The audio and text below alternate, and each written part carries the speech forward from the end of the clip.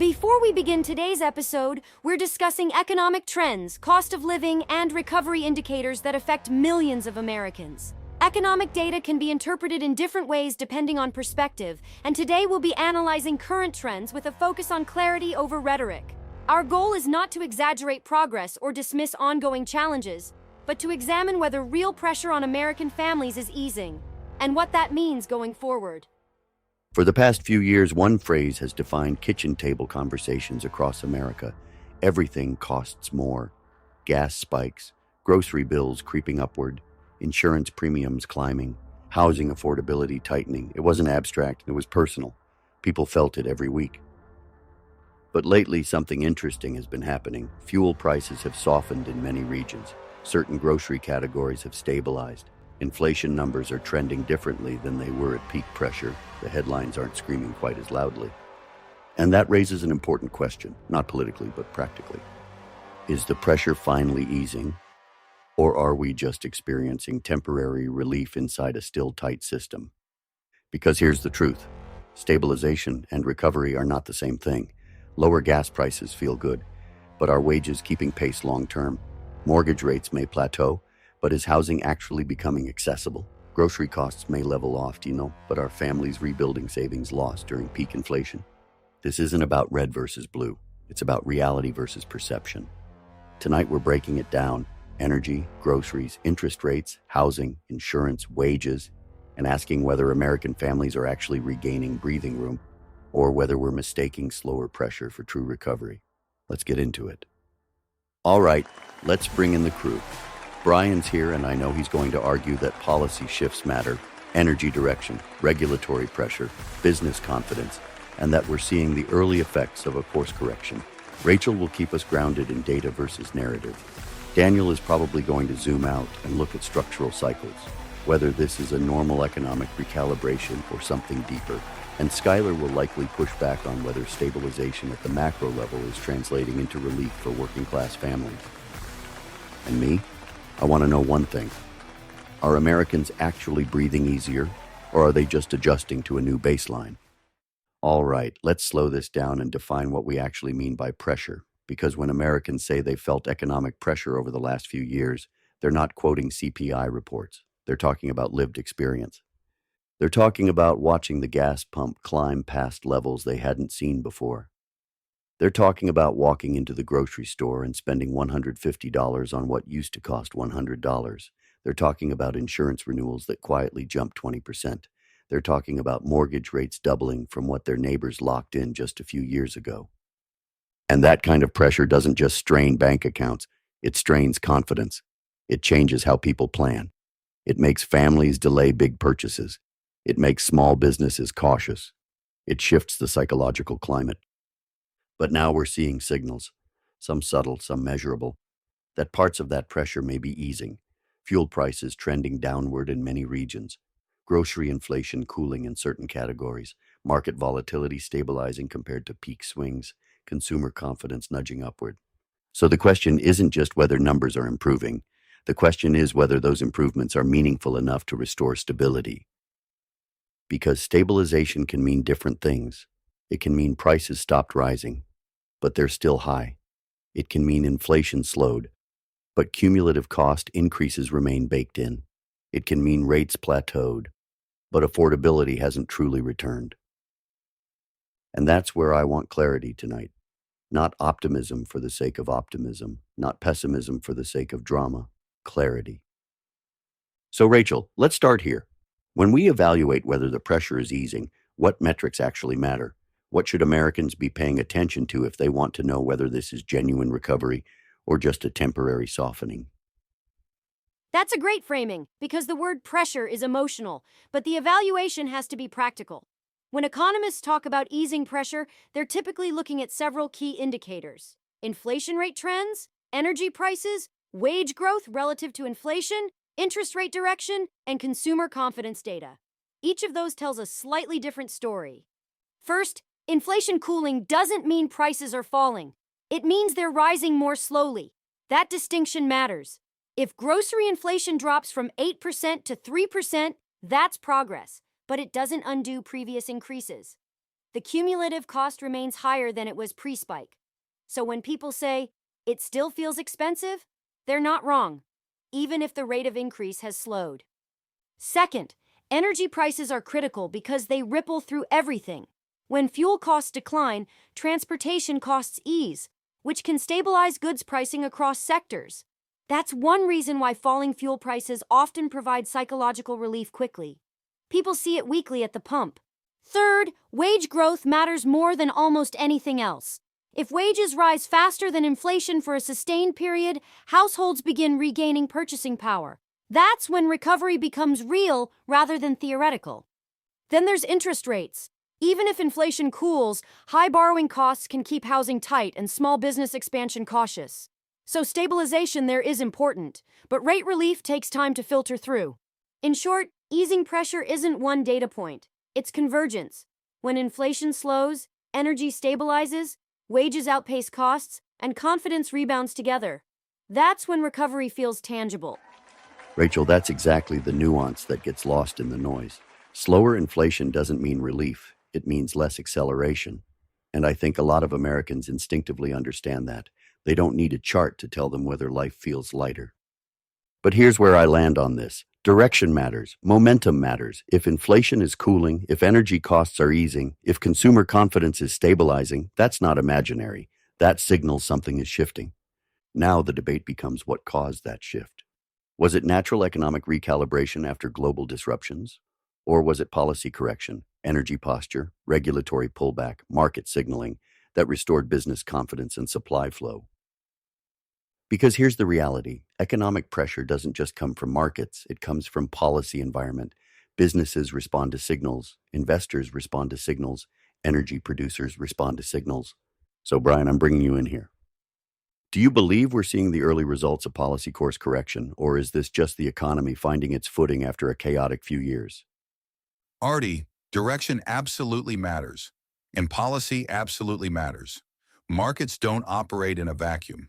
Energy production, regulatory climate, taxation signals, enforcement posture, all of that influences business confidence. When companies feel uncertain about regulatory pressure or cost burdens, they pull back. When they sense stability and predictability, they expand. So yes, I believe policy direction plays a role. Energy in particular is foundational. When domestic production increases or regulatory barriers ease, it doesn't just lower fuel prices at the pump. It lowers transportation costs, manufacturing costs, agricultural input costs. Energy touches everything. That's why shifts in energy posture can ripple through the broader economy faster than people realize. Now, is this purely policy? No. We had global disruptions that were always going to normalize eventually. Supply chains recalibrate, markets correct, but leadership can accelerate stabilization or delay it. And I'd argue that signaling pro-production, pro-business, and pro-energy policies restores confidence in ways that show up in these easing trends. The key question is sustainability. If we maintain a stable regulatory environment and continue prioritizing domestic capacity, then easing pressure can become durable recovery. If policy becomes unpredictable again, confidence reverses. So from my perspective, yes, this feels like early course correction, not overnight transformation, but directional improvement. Brian, the word you used there, sustainability, is where this conversation really lives, because temporary relief feels good, but durable recovery is what restores confidence. And here's what I find interesting. Economic cycles always exist. Markets rise and fall, but policy environment can either amplify volatility or smooth it. Daniel, I want to bring you in here. Zoom out for us. Are we seeing deliberate course correction driving stabilization, or are we simply in the natural cooling phase after an overheated cycle? And more importantly, how do we tell the difference? Artie, economic cycles are real.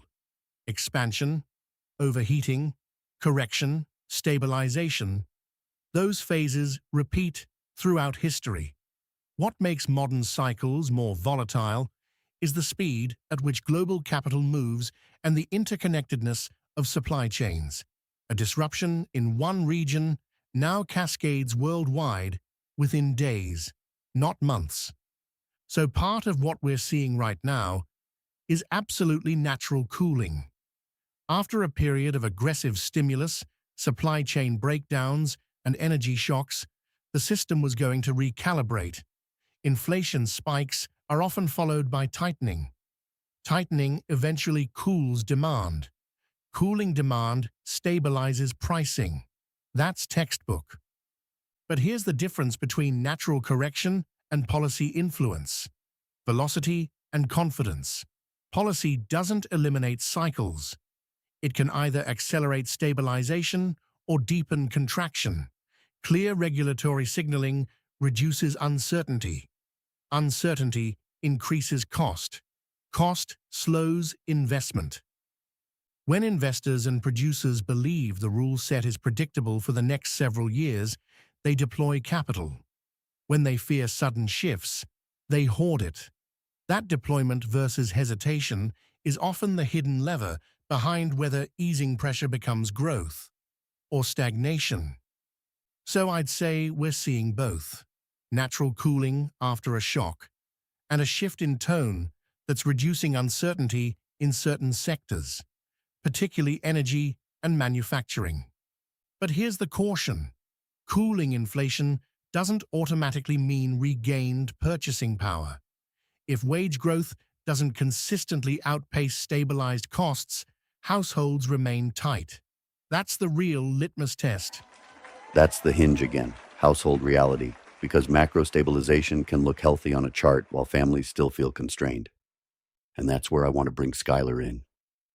Because one criticism often raised is that recovery at the top doesn't always translate to relief at the bottom. Stock indexes can rise, energy production can expand, business confidence can improve. But renters, hourly workers, and families with little savings may still feel behind. So, Skylar, from your perspective, are everyday working families actually feeling this easing? Or are we mistaking macro improvement for household relief? I think this is where the conversation needs humility, because macro trends can improve and still leave a lot of people behind. When we say pressure is easing, that can be true in aggregate, but uneven in reality. Yes, fuel prices coming down helps. Yes, slower grocery inflation helps. But for families who depleted savings during peak inflation, stabilization doesn't instantly rebuild cushion. If rent is still high, if insurance premiums remain elevated, if childcare costs haven't shifted, that pressure lingers. And wages are critical here. In some sectors, wages have risen. In others, they've stagnated. For salaried professionals, stabilization may feel tangible. For hourly workers facing variable schedules and rising service costs, relief may feel slower. Another piece is debt. Many households carried balances during the high-cost period: credit cards, car loans, adjustable rate borrowing. Even if inflation cools, debt servicing remains elevated. That delays the psychological feeling of recovery. So from my perspective, yes, some pressure may be easing structurally, but recovery feels different depending on your starting position. The further behind someone fell during peak inflation, the longer stabilization takes to feel like progress. That's why I'm cautious about declaring victory too early. Recovery isn't just about macro signals. It's about whether households feel stable enough to plan again. I think that's the right place to land this. Because here's what tonight's conversation really shows. Pressure doesn't disappear evenly. It recedes in layers. Energy can ease first, inflation can cool next, markets can stabilize, but household confidence, that's the slowest metric of all. Confidence returns when people feel like they're not just surviving, but rebuilding. And I'll say this clearly. Direction matters, momentum matters. If indicators are improving, that's not imaginary, that's meaningful. But durable recovery is measured in sustained wage growth, accessible housing, manageable borrowing costs, and restored savings. Temporary relief feels like exhaling. Durable recovery feels like standing upright again. And I think Americans are smart enough to know the difference. We may be seeing early signs of stabilization. That's worth acknowledging. But the real question isn't whether the pressure spike peaked. It's whether families regain breathing room long term. That's what we'll be watching. All right, before we wrap up, let's take a quick moment to talk about the community behind this conversation. One thing we've learned over the past few years is that independent discussion matters. Whether the pressure is easing or not, whether you're optimistic or cautious, having space to talk about it honestly without spin is important. That's what Data and Dissonance is about. If you want to support the show, we've built a full merch lineup, from the Gen X collection to our bold bumper stickers like Make Orwell Fiction Again and Keep Your Feelings Off My Freedoms. And of course, the coffee blends, High Lakes Light Roast, Rock Creek Medium, and Bitterroot Dark French Roast, roasted right here in the USA. If we're going to analyze markets, inflation, and policy direction, we might as well do it with strong coffee. You can find everything at the merch store and on the website.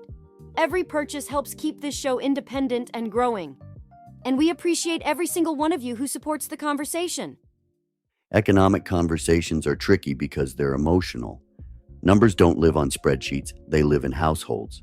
They live in grocery carts, mortgage statements, car payments, and retirement accounts. And I think what tonight's discussion shows is that two things can be true at once.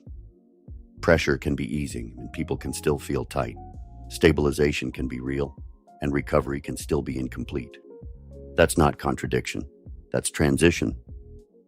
I don't think Americans are asking for perfection. I think they're asking for predictability, for confidence that the direction is steady, for a sense that next year won't feel more unstable than this one.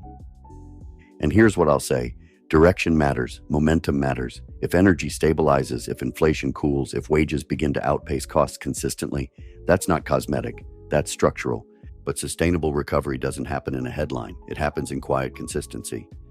It happens when families start saving again instead of dipping into reserves, when small businesses expand instead of bracing, when housing feels accessible instead of impossible, when people plan forward instead of just reacting. We may be seeing early signs of stabilization, that's worth acknowledging, but durability is what counts. The real test isn't whether the pressure spike is behind us, it's whether stability becomes the new baseline.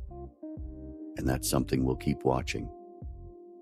Because clarity matters, direction matters, and honest analysis matters. Remember to speak truth, stir thought. Today's episode of Data and Dissonance is brought to you by the Caleb Rourke Thriller series, where high-stakes global decisions, economic pressure, and power shifts aren't just headlines. They're the battleground. If you enjoy conversations about leadership, stability, and the forces shaping the world around us, you'll want to check out The Covenant Protocol and The Prophet Directive, and Book 3, Black Echo Rising. These novels dive into the tension between policy, power, and personal consequence. It's also brought to you by the music, the album Uncaged, bold, independent, and unapologetic, and Four Wheelers and Hallelujah, grounded, faith-driven country storytelling about resilience, family, and conviction, plus the single Stand Tall Charlie, a reminder that steady leadership and strong character matter in uncertain times. You can find the books on Amazon, the music on Spotify, and all major platforms, and everything connected to the show at the website. Independent stories, independent music, independent thought, and that's what we're building here.